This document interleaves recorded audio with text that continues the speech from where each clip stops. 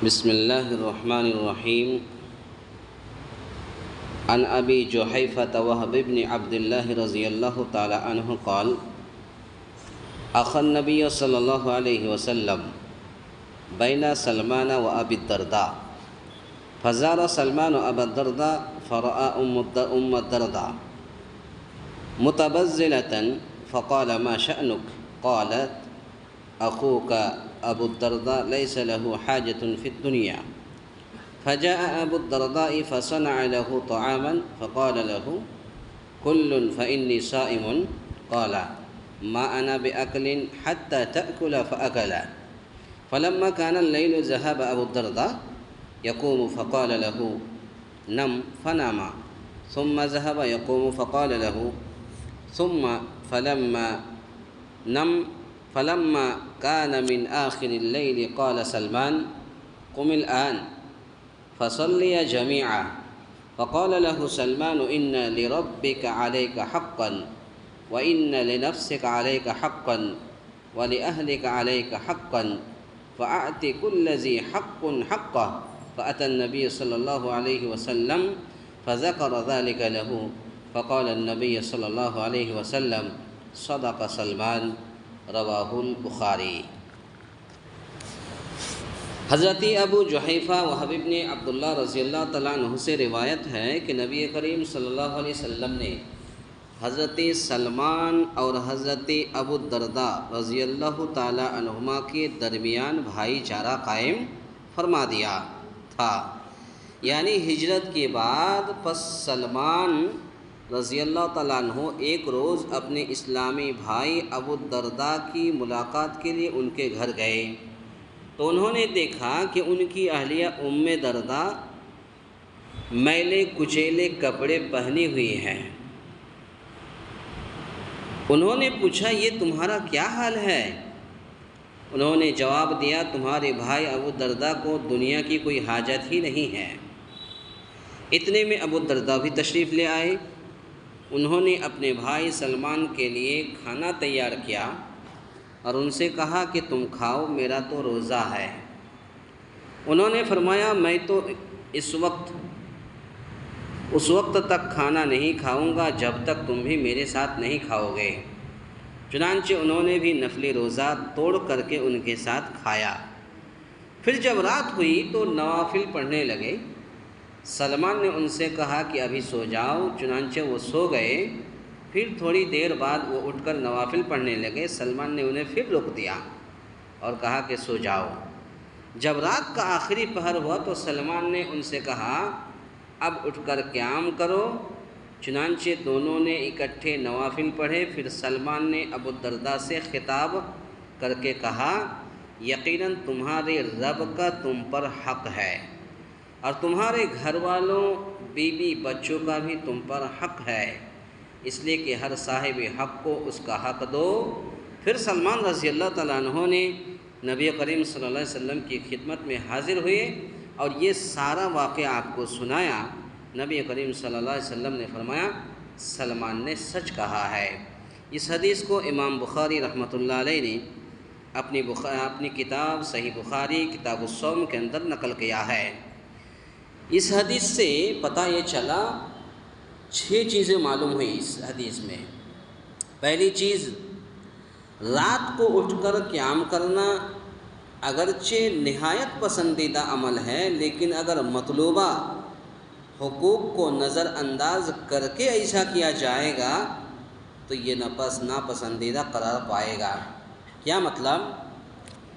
ایک انسان ہے، وہ اپنی بیوی کو خرچہ نہیں دے رہا ہے، بیوی کو روپیہ پیسہ نہیں دے رہا ہے، بیوی جو ہے میلے کچیلے کپڑے پہنی ہوئی ہے، اور پھر وہ آدمی رات میں اٹھ کر کے قیام کرتا ہے، تو ایسے لوگوں کا قیام اللہ تعالیٰ کے پاس قابل قبول نہیں ہے۔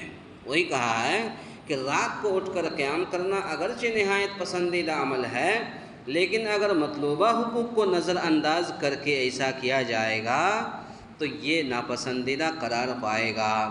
دوسری چیز، قیام اللیل یعنی تہجد کا صحیح وقت رات کا آخری تیسرا حصہ ہے، تاکہ انسان رات کے پہلے 2 حصوں میں آرام اور حقوق زوجیت وغیرہ ادا کر لے۔ قیام اللیل اصل جو اس کا وقت ہے وہ رات کی تہائی آخری حصہ ہے۔ اسی حصہ میں اللہ کے نبی صلی اللہ علیہ وسلم زیادہ تر آپ صلی اللہ علیہ وسلم قیام کرتے تھے۔ تو یہ رات کے آخری حصہ ہے تاکہ انسان رات کے پہلے 2 حصوں میں، یعنی رات کا جو 2 حصہ ہے اس میں آرام کر لے، بیوی کا بھی حق ادا کر لے، اس کے بعد تہائی حصے میں اٹھ کر کے قیام اللیل ادا کرے۔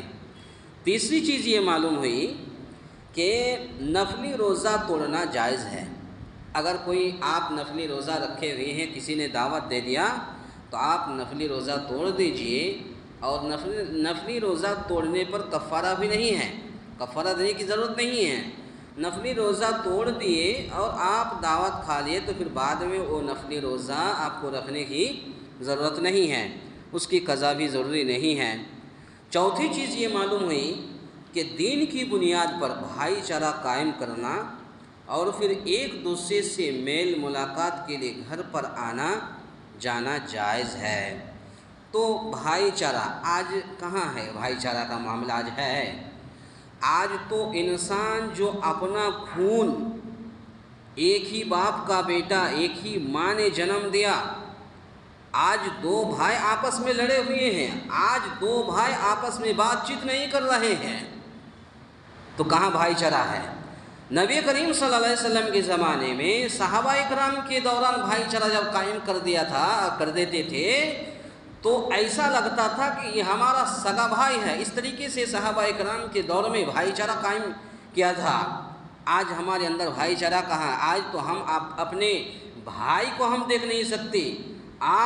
آج ہم اپنے بھائی، ہمارا بھائی جو ایک ترقی کر رہا ہے کاروبار کر کے، بزنس کر کے، آج ہم اپنے بھائی کی ترقی کو ہم دیکھ نہیں پاتے ہیں، تو بھائی چارہ کہاں سے کریں گے؟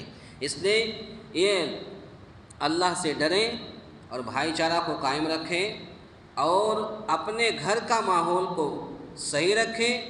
اگر آپ اپنے گھر کے ماحول کو صحیح رکھیں گے تو اللہ تعالی ہمارے گھروں کے اندر، ہمارے کاروبار میں، ہمارے روزی روٹی میں اور ہمارے بزنس میں، ہمارے کام کاج میں اللہ خیر و برکت عطا فرمائے گا۔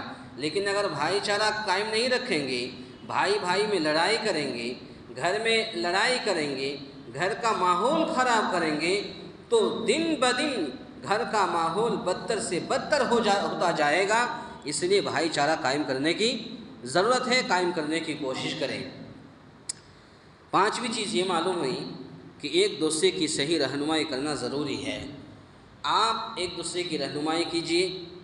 ایک غریب لاچار یا ایک نابینا یا اور کوئی آدمی اگر کوئی رہنمائی چاہتا ہے کہ مجھے فلاں جگہ جانا ہے یا مجھے فلاں جگہ جانے کا راستہ کہاں ہے، کدھر سے ہے، وہ بتا دیجیے۔ ایک دوسرے کی رہنمائی کرنا آج کی دور میں ضروری ہے۔ 6ٹھی چیز یہ معلوم ہوئی بوقت ضرورت اجنبی عورت سے بات کرنا جائز ہے۔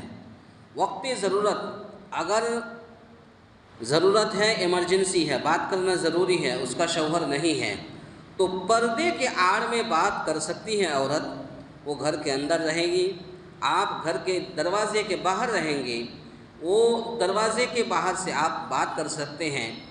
تو بوقت ضرورت اجنبی عورت سے بات کرنا جائز ہے۔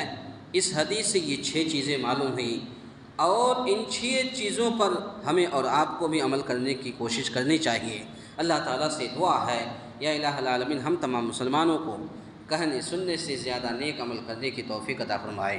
آمین۔ اقول قولی ھذا استغفر اللہ لی ولکم ولسائر المسلمین واستغفروہ انہ ھو الغفور الرحیم۔